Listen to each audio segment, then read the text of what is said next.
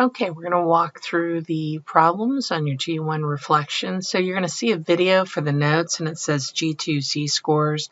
Don't worry, it used to be I had this on G2 and the YouTube video still has G2 on it. It's fine. It's just fine. It's really the G1 lesson. So it asks, which of the following is a true statement about Z-scores? The maximum Z-score is 3. The minimum Z-score is -3. The Z-scores determine how many standard deviations a value is above or below the mean. Or you cannot use Z-scores to compare two values from different normally distributed populations with different means and standard deviations.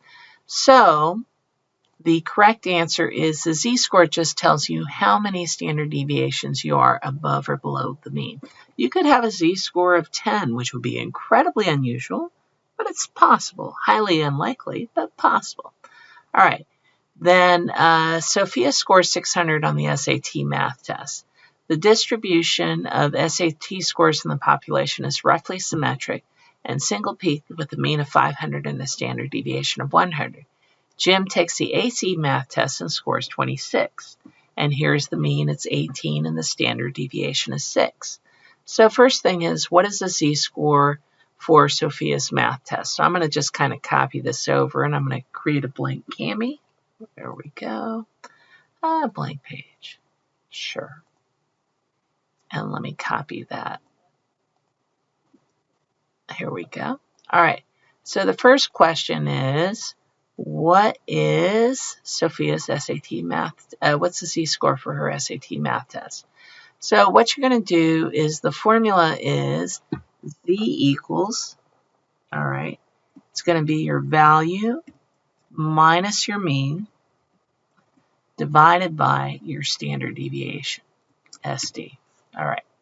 So if we were going to do that, let me go ahead and move that up. It's a little small, I know, sorry. Let's make that bigger. Okay. So if we're going to do that, let me make that one bigger too. Let's substitute in. So we're going to say Z, that's what we're solving for. Our value, what did she make? She got a 600.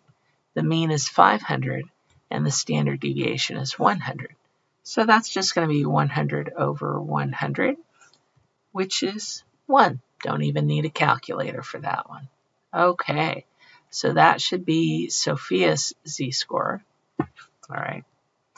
And let's go ahead and put that into our reflection. We're going to say 1.0. And then we want the Z-score for Jim's test. So let's go ahead and take a look at what his Z-score is. It's going to be Z for, I'm going to say Jim, equals. So his score is 26. The mean on the ACT is 18. And the standard deviation is 6. So it would be 8 over 6, which is 4 over 3, which is basically 1.333, forever. All right, so let's see which one of those is closest to that. And there you go, 1.33. Who did better on their math test and why? Well, you want to have a high Z-score means that you're above the mean, and the higher it is, the further you are above the mean. So it looks like Jim did better because he has a higher Z-score. And that's it. So we'll submit our answer there. And we got all those points right on that. Okay, let's go to the next bit. And what does a standard score measure? It basically measures the number of standard deviations a measurement is from the mean. All right, from the mean. So that is the definition of it. And there you go. Number 3, does a raw score less than the mean correspond to a positive or negative score? So if you do below, so if we go back and look at this formula here, if your score is lower than the mean, so let's say it was 400, you would actually end up with a negative Z-score. So let's go back and say raw scores below the mean will have negative Z-scores. Above the mean will have positive Z-scores. And that should be right. Yeah. Let's go ahead and submit that. And there you go, number 4. Considering the following scores. A score of 40 from a distribution with mean and 50 in standard deviation, and a score of 45 with a distribution with mean 50 and a standard deviation of 5. Now I could plug into the formula, but I think it'd be good for you to just notice 40 is 10 below the mean, and that's just one standard deviation.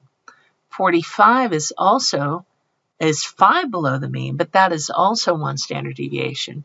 So both of these are one standard deviation below their respective means. They would both have z-scores of -1.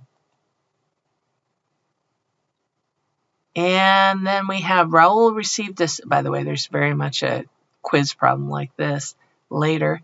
Raul received a score of 76 on a history test for which the class mean was 70 and a standard deviation of 10. Then he got a 76 on a biology test for which the class mean was 70 with a standard deviation of 5. Which one did he do better on? So I'm going to go ahead and pull this in just so I can do the calculations. Let me do a text box here. All right, and we're going to basically go back to our equation. Z history, ZH I'll call it, is he's got a 76, it's 70 and standard deviation of 10. So that's 6 over 10 or 0.6, and it's positive. All right. Then we have his bio test, so we'll say Z for bio is, and he got a 76, and the mean was 70, but now the standard deviation is 5, so it's 6 over 5, which should be 1.2, right? So 76, 70, and 5, 76, 70, and 10. So we're going to say he did better on his biology test, right? Yeah, bio test had the higher z-score. And submit our answer.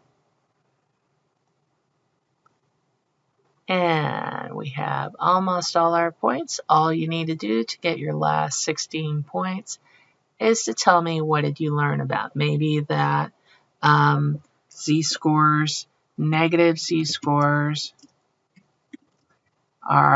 mean the value is below the mean. Positive z-scores, z-scores mean the value, isn't it funny I'm using mean twice, is above the mean. The formula z equals value minus mean divided by SD, and z-score is the number of standard deviations away from the mean. And that's pretty much it.